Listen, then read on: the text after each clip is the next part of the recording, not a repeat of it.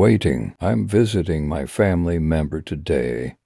Haven't seen them in a while, but I'm here to show that they're not forgotten. The fluorescent lights hummed above the waiting room, casting a sterile, cold glow over the empty waiting area. The room was silent except for the faint buzz of the lights and the occasional click of a door far down the hallway. It was the kind of quiet that made every sound feel louder, more intrusive. Echoing in the stillness, the walls were an off-white, somewhere between beige and the color of old bones, and the chairs were the standard issue, institutional type, hard and comfortable, and designed for entrance rather than comfort. I sat in one of those chairs, legs crossed, with my hands resting on my knees, trying to keep still. My eyes flitted to the wall clock across the room, an old analog model with black hands ticking away the seconds, each movement a reminder of how much time had passed. It's 3 o'clock. I had been sitting here since,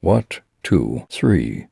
I couldn't remember anymore. Time had become slippery, like trying to grasp water in my hands. My phone, a once sleek and dependable companion, now lay uselessly in my pocket. The battery had drained to a critical % about an hour ago, and I dared not waste the remaining charge. I had no charger with me. I hadn't thought to bring one. Why would I? I didn't expect to be here this long. Yet here I was, the minutes stretching into hours, the hours dragging on into some indeterminate eternity. I thought about asking the receptionist if they had a charger, but the thick glass window she sat behind made the thought feel futile. She seemed so distant, an island behind her petition, engrossed in something on her computer screen. Besides, what would I say? I'm sorry to bother you, but do you have a charger? My phone's almost dead, and I might need it for an emergency. It sounded so petty, so insignificant in the grand scheme of things. Instead, I sat quietly, trying to distract myself by staring at the dull gray tiles on the floor, tracing the patterns of grout with my eyes. It didn't help. My mind wandered, slipping into thoughts about my life, my routines, the little things that filled my days. I lived alone in a small apartment on the 3rd floor of a nondescript building in the city. No wife, no kids, not even a pet to keep me company. Just me, my TV, and my microwave dinners. It wasn't much, but it was my life. A sharp noise broke through my thoughts, a door opening and closing down the hall. I perked up, my heart skipping a beat, but no one appeared. I waited a few more minutes, trying to keep calm, but the restless energy inside me grew. I stood up and walked over to the small window set into the wall next to the receptionist. She didn't notice me at first, despite me being right in front of her, her eyes still fixed on her screen. I cleared his throat, and she finally looked up, blinking as if seeing me for the first time. "Excuse me," I tried to keep my voice steady and polite. "I was wondering, do you know when I hesitated for a moment. The words seemed to slip away from me. "When my family member will be out. I've been waiting a while." The receptionist looked at me with a practiced smile, the kind that didn't quite reach her eyes. "I'm sorry for the wait," she said, her voice professional, soothing. "They'll be out soon, just a little longer." I nodded, forcing a smile in return. "Oh, of course. I shouldn't have asked. Thank you." I stepped back, feeling foolish. What did I expect? They were doing their best. I sat down again, trying to settle my nerves, but something about the whole situation nagged at me. It wasn't like me to be this anxious. I was usually so patient, so understanding. But then he thought about how long he had been sitting there, waiting, and a sense of unease crept in. My thoughts drifted again, this time to memories from my childhood summer days spent at my grandparents' house, playing in the yard, the smell of fresh-cut grass, the sound of cicadas in the trees, but the images were fuzzy, the details blurred, as if my mind was playing a trick on me. I tried to focus, to hold on to the memories, but they kept slipping away, replaced by fragments of other memories. My first job at the grocery store, the smell of stale bread in the back room, the soft hum of the refrigerators. Everything seemed to jumble together, a patchwork of moments that didn't quite fit. I shook my head, trying to clear it. This wasn't like me at all. I wasn't one to get lost in my thoughts like this. I glanced at the clock again. 5:13 p.m. More time had passed than he realized. My stomach grumbled,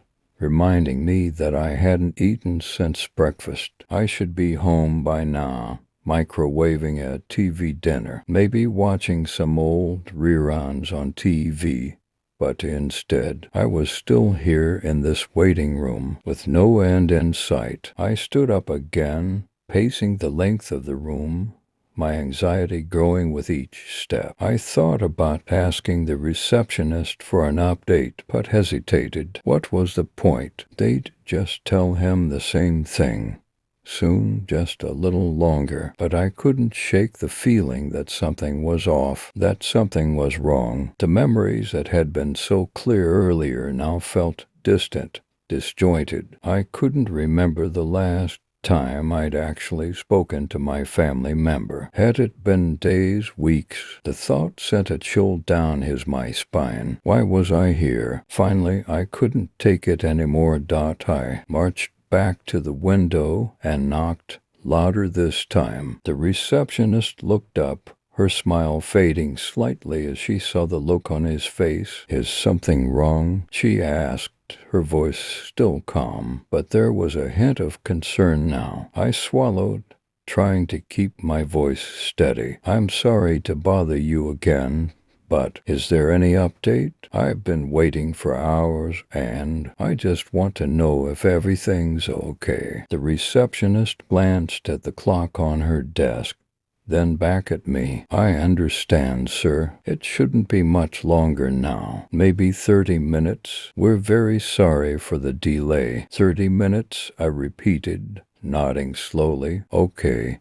That's good. I can wait a little longer." I forced another smile, but it felt wrong on his face, like my muscles were moving on their own. I stepped back from the window and resumed pacing, my thoughts a whirlwind of confusion and doubt. 30 minutes came and went. The clock ticked past 6 p.m., and my anxiety turned into something darker, more insistent. I felt the walls closing in, the air growing thicker, harder to breathe. My thoughts spiraled to memories that had once been comforting, now twisted, distorted. He thought about the dinner he should be having right now, the warmth of his apartment, the familiar routine that grounded him. But the more he tried to hold on to those thoughts, the more they slipped away, replaced by a growing sense of dread. I couldn't take it anymore. My hands shook as I walked back to the window, my heart pounding in my chest. I knocked again, harder this time, my knuckles turning white from the force. "I need to see my family member," I demanded, my voice louder than I intended. "I've been waiting too long. This isn't right." The receptionist didn't respond immediately. She turned away from the window, speaking to someone behind the frosted glass. I strained to hear, pressing his ear to the cool surface, but the words were muffled, indistinct. I caught fragments, getting agitated again. Code orange. Not again.